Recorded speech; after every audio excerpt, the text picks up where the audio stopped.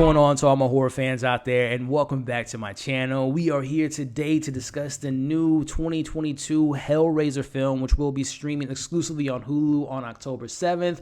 Got a chance to check it out the other night, and I'm going to let you all know, is this one of those good reboots, or is it one of those terrible ones that you don't want to see or even speak of ever again? We'll be discussing that and so much more in today's spoiler-free review. But before we get into it, if you all haven't already, consider subscribing to the channel and hitting that notification bell. That way you can stay up to date with all my daily content. You can also give your boy a follow on Instagram, TikTok, and Twitter. All those links can be found in the description of this video. Which, speaking of this video, if you all enjoyed today's review, do your boy a favor, hit that thumbs up button, hit the share button. It means a lot to me, but I also appreciate the continued support.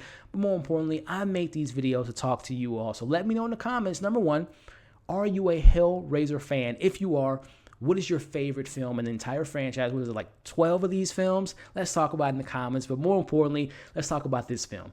Pros, cons, direction, performances, practicality of the Cenobites, Pinhead, what worked, what didn't work. And since we're talking horror, we have been eating good as horror fans in 2022. Let me know once you've seen this film, has it made it into your top 5? What are your top 5 horror films of 2022?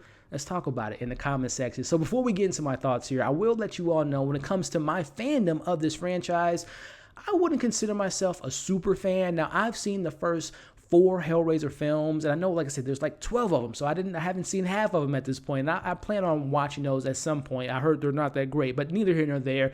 I've seen the first 4. Part 2 is my favorite, and the thing I enjoy about the 4 that I have seen, the practicality is off the chains, pun intended. I love the Cenobites, I love Pinhead, but putting that aside, let's talk about this film. Is it good? Is it great? Is it bad? Let's start off by talking about the director, David Bruckner, who films such as 2017's The Ritual, or even last year, The Night House. He's knocking on that door for me as one of those horror genre directors that whenever I see his name attached to something, I'm going to be excited.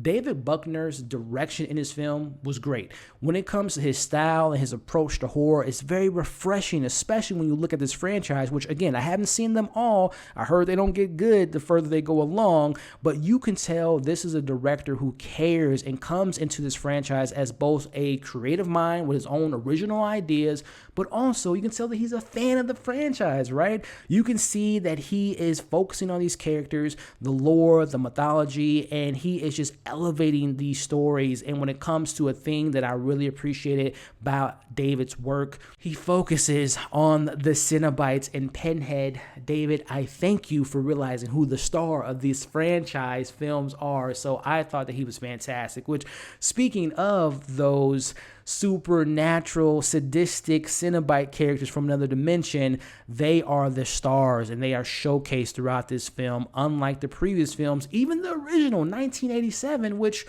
I'm not the biggest fan of the OG. Don't kill me, y'all. But, you know, again, practicality, Cenobites, Pinhead, all this stuff is great. I just wasn't a fan of the story. But even that film, which some people love a lot, it's like some of the people I know, their favorite horror film of the 80s, the Cenobites and Pinhead were like barely in the movie, but that's not the case in this film. And when you look at how they use these characters, we see them wreaking havoc. You feel the looming threat of them showing up and straight up tormenting these characters throughout this 2-hour runtime. And each moment with them gets better and better. And the practicality and designs were so solid. Me personally, I preferred the 80s design a little bit more, just for my personal taste, but I can't deny the redesign is pretty solid for the most part. But we talked about the Cenobites. We got to talk about the Hell Priest, a.k.a. Pinhead, who's played this time by Jamie Clayton. She was fantastic. Stepping into this well-known, iconic character, she was menacing. She delivers those classic Pinhead speeches with such ease, and the voice sounded so good. The design was great. She was great. I know some people might have their own opinion about this new Pinhead, but I thought that Jamie did such a fantastic job in the role, which brings me into, again, the practicality of it all, the designs of these characters. The sets were incredible. The blending of our reality and their dark and twisted dimensions were seamless. And again, I can't stress enough how much better practical effects are. And again, knowing that sometimes you have to go CGI, right? But when you use practicality, 9 out of 10 times, it's so much better, y'all, in my personal opinion, right? And when it comes to this film, it just looks so good with the practicality, and carnage was very effective. It wasn't like quote-unquote torture porn, but if you follow this franchise, it fits within that narrative, and I thought that the carnage in this film was pretty well handled, which brings me into other things like the score of this film, which I thought was great by Ben Lovett. It was fantastic. It had its own original flair, but also had its sprinkles of the original score by Christopher Young, and kind of transitioning into the human elements of this story, I thought that they were fine, you know, kind of spotlighting and kind of highlighting the standouts of the cast. You know, I think of Goran, whose last name I cannot pronounce, as you all can see on the screen now, who plays Voight. He is great in the film, and I like the character that he is in this movie, but more importantly, focusing on Riley, played by Odessa A'zion, who Riley's arc in the story was pretty good, enough to keep me intrigued for the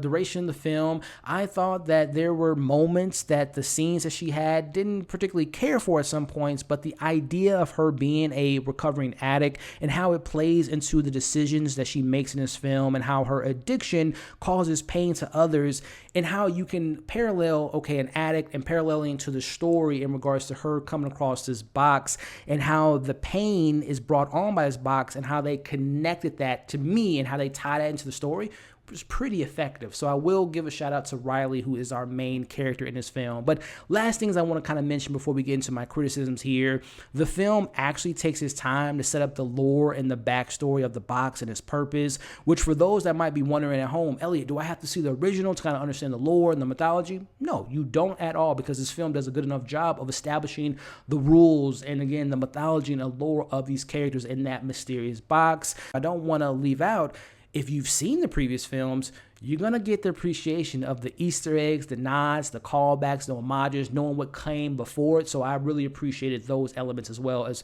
not, again, not being a super fan, but knowing the other previous films. So I do want to, give a praise to that. But also, I don't want to leave out a third act of this film. It's off the charts. It's off the chains, as I said a little bit earlier. It is crazy. It's insane. It's fun. It's a gore fest, and it makes up for, which we'll talk about here in a second, the second half, which had its shortcomings. So kind of pivoting over to my criticism with the film, I'm not going to lie to you all, the actual story that's at hand wasn't all that interesting for me. How it starts off, mainly kind of, again, establishing these characters and getting involved and all the different stuff, it just wasn't as meaty or as engaging as I was hoping it to be. I'm going to give you all this like a quick example, which I would have loved to have maybe seen this film kind of pivot into. Follow with me here. It would have been more interesting to me if they would have dove into the addiction side of our main character. For example, she comes across the box. Maybe she's in this recovery center and she's having the box being a metaphor for an actual drug, where she's using the box as a drug and is taking the lives, and she keeps like getting addicted to doing that. That this film isn't that. This is my pitch to the sequel, maybe. But anyway, again, I wish the film would have been a little bit more complex, and not like complex where it's like making you think like what's going on here, but I just wish there was a little bit more depth to what was going on in the actual story.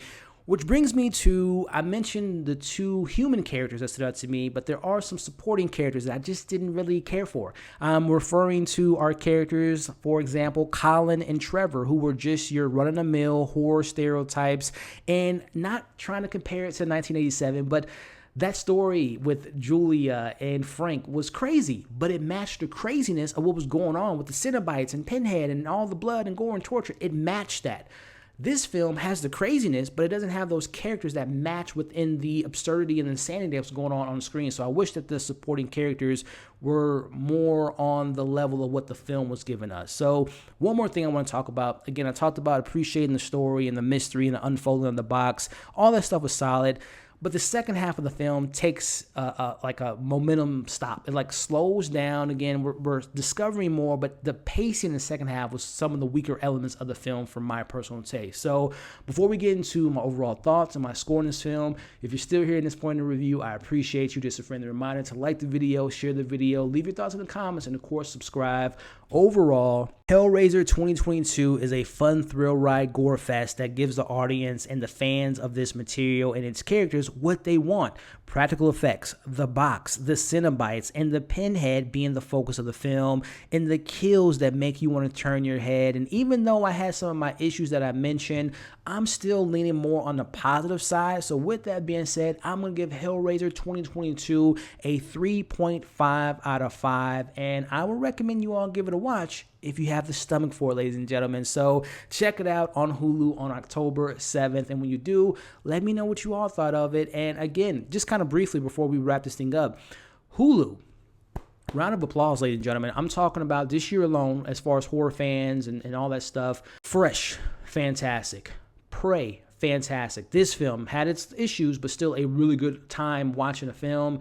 I'm going to need Hulu to continue on this trend and this momentum because they're really doing their thing. So again, y'all, make sure in the comments you let me know your pros, your cons, your favorite moments, favorite kill. Where do you rank this film amongst the other, films that you've seen in this franchise? And since we're talking horror of 2022, where does this film land for you all? I would say right now, this is probably in my top 10. I'm going to make a list at the end of the year, but I had fun with what this film had to offer. So again, that's mine. Thoughts, let me know yours in the comments below. If you're still here at this point in the video, put some chains, put the chain emoji in the comment section just to let me know that you all are showing your boys some love and you stuck around to the end of this video, which again, thank you so much. Before you leave, again, just a reminder to like, share, comment, subscribe to the channel, hit that notification bell. That way you can stay up to date with all the content, especially by the time this video is out.